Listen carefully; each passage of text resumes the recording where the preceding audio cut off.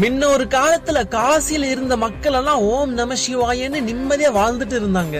காசிய ஆண்டுட்டு இருந்த மன்னனுக்கு நாட்டை சிறப்பா ஆள்றது மக்கள் நம்மள போற்றி புகழாம தினமும் ஓம் நம சிவாயன்னு சிவனுக்கு பூஜை பண்ணி போற்றி புகழ்றாங்க.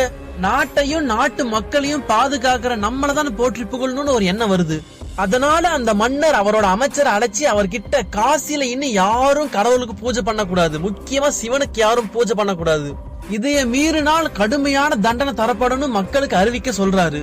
அதுக்கு அமைச்சர் அந்த மன்னர் கிட்ட இப்படி அறிக்கை விட்டா மக்கள் மத்தியில உங்க மேல மிகப்பெரிய அதிருப்தி உண்டாக கூடும்னு சொல்றாரு. மன்னர் கொஞ்ச நேரம் சிந்திச்சுட்டு கடவுள்களுக்கு பூஜை செய்யாம இருக்கிறவங்களுக்கு தங்க காசுகள் தரப்படும்னு அமைச்சர் கிட்ட அறிவிக்க சொல்றாரு. அமைச்சர் மன்னர் சொன்னபடியே கடவுள்களுக்கு பூஜை செய்யாம இருக்கிறவங்களுக்கு தங்க காசுகள் தரப்படும் அப்படின்னு காசில் இருக்க மக்களுக்கு அறிவிக்கிறாரு. மக்கள் பலர் அதை ஏத்துக்கிறாங்க, அரண்மனைக்கு போய் தங்க காசை வாங்கிக்கிறாங்க. ஆனா சிலர் எங்களுக்கு தங்க காசெல்லாம் வேணாம், எங்களுக்கு சிவனுக்கு பூஜை செய்யறதுலதான் முழு சந்தோஷம் சொல்லி மன்னர் சொன்னதை ஏத்துக்காம எப்பயும் போல சிவனுக்கு பூஜை செய்யறாங்க. இந்த விஷயம் தெரிஞ்சுக்கிட்ட மன்னர் மிகவும் ஆவேசப்படுறாரு. ஏன்னா இந்த சில பூஜை செய்யற மக்களால தங்க காசுகள் வாங்கின மக்களும் மனமாயிடுவாங்கன்னு. அதனால மன்னர் யாரெல்லாம் சிவனுக்கும் மத்த கடவுளுக்கு பூஜை செய்யறாங்களோ அவங்க எல்லாத்தையும் அழைச்சிட்டு வரும்படி தன்னோட வீரர்களுக்கு ஆணையிடுறாரு. வீரர்களும் மன்னரோட ஆணை கேட்ப யாரெல்லாம் காசியில கடவுளுக்கு பூஜை செய்யறாங்களோ அவங்க எல்லாத்தையும் கண்டுபிடிச்சு அரண்மனைக்கு அழைச்சிட்டு வந்துடுறாங்க. மன்னர் அந்த மக்கள் கிட்ட நீங்க இப்படி வீணா பூஜை பக்தின்னு நேரத்தை வீணா செலவு செய்யறதால உங்களோட வாழ்க்கையும் உங்களை சார்ந்திருக்கவங்களோட வாழ்க்கையும் மாற போறது இல்ல. அதுக்கு பதிலா நான் கொடுக்கற தங்க காசுகளை வச்சு அதை உபயோகிச்சு உங்களோட வாழ்க்கைய மேம்படுத்திக்கலாமேன்னு எவ்வளவோ மக்களோட மனதை மாத்த நினைக்கிறாரு. ஆனா தீவிர சிவபக்தியில் இருக்கும் மக்கள் அதை ஏத்துக்காம எங்களுக்கு இதுதான் சந்தோஷம், சிவனுக்கு பூஜை செய்யறதுல எங்களுக்கு நிம்மதி, எங்களை எங்க பாட்டுக்கு விட்டுடுங்கன்னு பணிவா மன்னர் கிட்ட கோரிக்கை வைக்கிறாங்க. ஆனா மன்னர் அதை கேட்டு மிகவும் ஆவேசம் அடைஞ்சு உங்களுக்கு இன்னைக்கு ஒரு நாள் தான் கால அவகாசம், நாளைக்கு உங்க முடிவை மாத்திட்டு நான் சொன்னதை ஏத்துக்கணும், இல்லைன்னா உங்க எல்லாருக்கும் மரண தண்டனை நிச்சயம் அப்படின்னு சொல்லிட்டு அங்கத்துல கிளம்பிடுறாரு. நடக்கிறத எல்லாத்தையுமே கைலாயத்திலிருந்து கவனிச்சிட்டு இருந்த சிவபெருமான் மக்கள் நாளைக்கு என்ன முடிவு எடுப்பாங்கன்னு தெரிஞ்சு மக்களுக்காக காசிக்கு போக முடிவு பண்றாரு. ஆனா இது நடக்கும் சமயத்துலதான் பாதாள லோகத்தில் இருக்கும் மொத்த அசுரர்களும் ஒண்ணு சேர்ந்து மும்மூர்த்தி அழிச்சிட்டு இந்த மொத்த பிரபஞ்சத்தையும் நம்ம தான் கைப்பற்றி ஆளணும்னு ஒரு முடிவு பண்றாங்க. மும்மூர்த்திகள் அழிக்கிறதுக்கான சதி செயல்களும் செஞ்சுட்டு இருந்தாங்க. சிவபெருமான் கைலாயத்துல இல்லன்னா அசுரர்கள் கைலாயத்தை கைப்பற்ற வந்துருவாங்கன்னு அறிஞ்ச மகாதேவர் சிவபெருமான் தன்னோட ஜடாமுடியிலிருந்து முனீஸ்வரனை வர வைக்கிறாரு. சிவபெருமான் முனீஸ்வரர் கிட்ட நான் திரும்பி வர வரைக்கும் கைலாயத்தையும் கைலாயத்தில் இருக்கிறவங்களையும் பாதுகாக்க வேண்டியது உன்னோட பொறுப்புன்னு சொல்லி அங்கிருந்து மறைஞ்சிடுறாரு.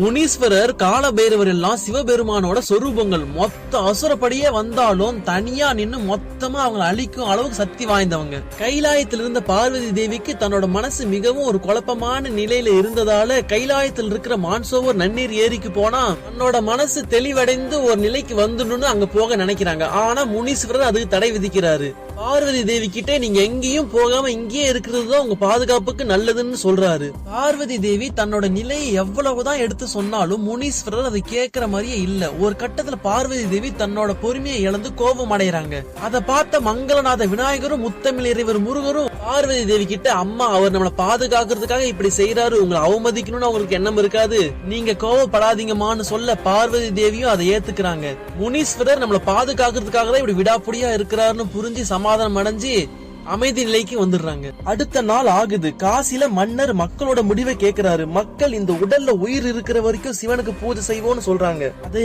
கேட்ட மன்னர் மிகவும் கோபத்தோட சிவன் சிவன் சிவன் அப்படி சொல்லியே உங்களோட உயிரை இப்ப இழக்க போறீங்க, அந்த சிவனே வந்தாலும் உங்களை இப்ப காப்பாற்ற முடியாதுன்னு சொல்லி முடிக்க அப்போ அந்த இடத்துல பலத்த காத்தோட புகை சூழ ஆரம்பிக்குது. அங்க இருக்கவங்க என்ன நடக்குது, திடீர்னு சூழ்நிலை மாறுது அப்படின்னு பாக்குறாங்க. காற்றும் புகையெல்லாம் அடங்கிய பிறகு அந்த இடத்துல பார்த்தா சிவபெருமான் நிக்கிறாரு. அவரை பார்த்ததும் சிவபக்தர்கள் ஹர ஹர மகாதேவான்னு ஆனந்தமா முழக்கமிடுறாங்க. மன்னர் சிவபெருமான பார்த்ததும் அதிர்ச்சி அடைந்து அதிர்ந்து போறாரு. மன்னர் மனசுல பயம் இருந்தாலும் எல்லாரும் முன்னாடியும் வீர வசனம் பேசியாச்சு, இப்ப பின் வாங்கினா எல்லாரும் இழிவுபடுத்தி பேசிடுவாங்கன்னு நினைச்சு வீம்புக்குன்னு சிவபெருமான எதுக்குறாரு.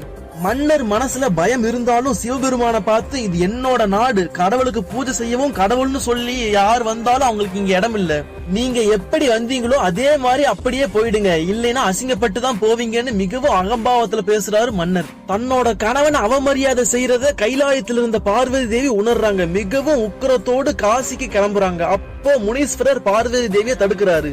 இந்த தடவை மிகவும் உக்கிரத்தோட இருக்க பார்வதி தேவி முனீஸ்வரரை பார்த்து, இப்போ எனக்கு வழி விடாட்டி உன்னை அழிச்சிட்டு நான் இங்க கிளம்ப வேண்டியதா இருக்கும்னு எச்சரிக்கிறாங்க. அப்பயும் முனீஸ்வரர் பார்வதி தேவி கிட்ட, என்னோட பிரபு ஈசன் கட்டளைய நான் காப்பாற்ற வேண்டியது என்னோட கடமை, அதுக்காக நான் அழிஞ்சே போவேனே தவிர என்னோட கடமையிலிருந்து நான் தவற மாட்டேன்னு சொல்றாரு. பார்வதி தேவியால முனீஸ்வரனை ஒண்ணும் செய்ய முடியாது. ஏன்னா தன்னோட கணவனோட சொரூபமா இருக்கிற முனீஸ்வரனை தாக்குனா தன்னோட கணவனை தாக்குவதற்கு சமமாகிறதுக்காக என்ன செய்வதுன்னு அறியாம பார்வதி தேவி மிகவும் ஆக்ரோஷத்தோடு, நீ சிவனை பிரிஞ்சு காலாகாலத்துக்கும் பூலோகத்தை காத்துட்டு கிடப்பா என்று சபிச்சிடுறாங்க. சிவனோட அங்கமாக இருக்கும் முனீஸ்வரர் சிவனை சேரும் போதுதான் முழுமை அடைவாரு. சிவபெருமான பிரிஞ்சு இருக்கிறது முனீஸ்வரருக்கு அழிவுக்கும் மேலான மனவழியே தரும். காசியை ஆண்டுட்டு இருந்த மன்னன் எந்த தீய செயல்களும் செய்யாம இருந்ததாலவும் தன்னை மக்கள் போற்றி புகழ வேண்டும்னு ஒரு பேராசை மன்னரோட தன் நிலையை மறக்க வச்சிருக்குன்னு அறிஞ்சதாலதான் சிவபெருமான் பொறுமையா மன்னர்கிட்ட பேசுறாரு. இதுவே மன்னர் தீய செயல்கள் ஏதாவது செஞ்சிருந்தா சிவபெருமானோட திருசூலம் தான் மன்னர்கிட்ட பேசிருக்கும். சிவபெருமான் மன்னர்கிட்ட, நீ இதுவரைக்கும் சிறப்பான ஆட்சி புரிஞ்சிட்டு வந்துட்டு இருக்க, இப்ப அறியாமல செய்யும் தவறால உன் அழிவை தேடி போற, நீ உன்னோட முடிவை மாத்திட்டு மக்களுக்கான மன்னரா இரு, நீ நினைச்சது நடக்கும்னு சொல்றாரு. மன்னர் மனசுல சிவன் சொல்றதை ஏத்துக்கணும்னு ஒரு எண்ணம் இருந்தாலும் அதைய ஏத்துக்கிட்டா பயத்தால ஏத்துக்கிட்டேன்னு மக்கள் நினைச்சிடுவாங்கன்னு விடாப்புடியா, என்னோட நாட்டுல கடவுள்களுக்கு இடம் இல்லை, நீங்கள் இங்கிருந்து செல்லலாம்னு சொல்றாரு. இப்போ அந்த இடத்துக்கு மன்னருக்கு குருவாக இருக்கும் தக்ஷன் வந்துடுறாரு. தக்ஷன் யாருன்னா பார்வதி தேவியோட முன் ஜென்மமான சதியோட அப்பா தான் தக்ஷன். தக்ஷன் மன்னரை பார்த்து, நீ என்ன காரியம் செய்யற தெரியுமா? விஷ்ணு பகவான் அணிஞ்சிருந்த கம்மல் பூலோகத்துல விழுந்து அதுல உருவான இடம் தான் காசி.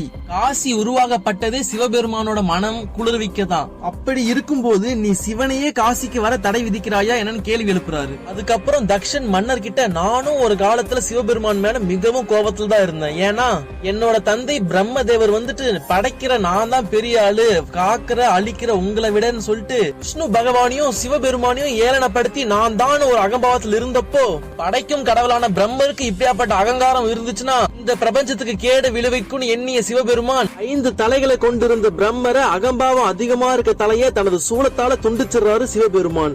என்னோட தந்தையோட தலையை துண்டிச்சதால நான் சிவபெருமான் மீது ரொம்பவும் கோபத்தோட இருந்தேன். அதுக்கப்புறம் இயற்கையா இருந்த ஆதிசக்தியை நோக்கி கடுமையா நான் தவம் செஞ்சு அவங்களே எனக்கு மகளா வேணும்னு வரமா வாங்கினேன். சதியா எனக்கு மகளா பிறந்தாங்க. என்னோட எதிர்ப்பையும் மீறி சிவபெருமான திருமணம் செஞ்சாங்க. ஒரு சமயத்துல நான் சிவபெருமான மிகவும் இழிவா பேசிட, என்னோட கணவனியான இழிவுபடுத்தி பேசுறேன், நீ என் தந்தையா இருக்கிறதாலதான் நீ பேசுறத நான் கேட்க வேண்டியதா இருக்குது, நீ கொடுத்த இந்த உடலும் வேணாம், அதால ஏற்பட்ட வாழ்க்கையும் வேணான்னு சொல்லி பக்கத்துல இருந்த யாகத்துல விழுந்து அவங்க உயிர் பிரிஞ்சிடறாங்க. ஆதிசக்திக்கு அப்பாவா இருக்கிற வாய்ப்பு எனக்கு கிடைச்சும் என்னோட அகம்பாவத்தால அதுக்கு தகுதியற்றவன நான் ஆயிட்டேன். அதே போலதான் மன்னருன்ற ஒரு அகம்பாவம் உன் கண்ணை மறைச்சிட்டு இருக்குது, அதனாலதான் தர்மத்தில இருந்து நீ விலகுற, சிந்தித்து செயல்படுன்னு தக்ஷன் மன்னர் கிட்ட சொல்றாரு. அதே சமயத்துல அமைச்சர் மன்னர் கிட்ட, மக்களுக்கு தங்க காசுகள் கொடுக்கறதால அரசு கஜானா காலியாகும் நிலைமைக்கு வந்துருச்சுன்னு சொல்றாரு. மன்னர் தாம் மிகப்பெரிய தப்பு பண்ணிட்டோன்னு மனசார உணர்ந்து சிவபெருமான் பாதங்களை வணங்கி மன்னிப்பு கேட்கிறாரு. சிவபெருமானும் மன்னிச்சிடுறாரு.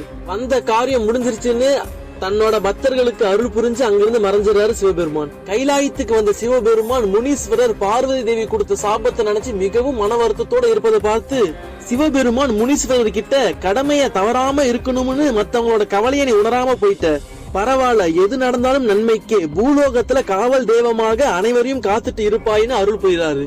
அதன்படியே முனீஸ்வரர் எல்லை காவல் தெய்வமாக நம்மளை இன்னைக்கு வரைக்கும் காத்துட்டு வராரு நம்ம முனியப்ப சாமி. வீடியோ பிடிச்சிருந்துச்சுன்னா லைக் பண்ணுங்க, கடவுள் நம்பர் உங்க ஃபேமிலி அண்ட் ஃப்ரெண்ட்ஸ்க்கு ஷேர் பண்ணுங்க, முக்கியமா சேனலை சப்ஸ்கிரைப் பண்ணி சப்போர்ட் பண்ணுங்க.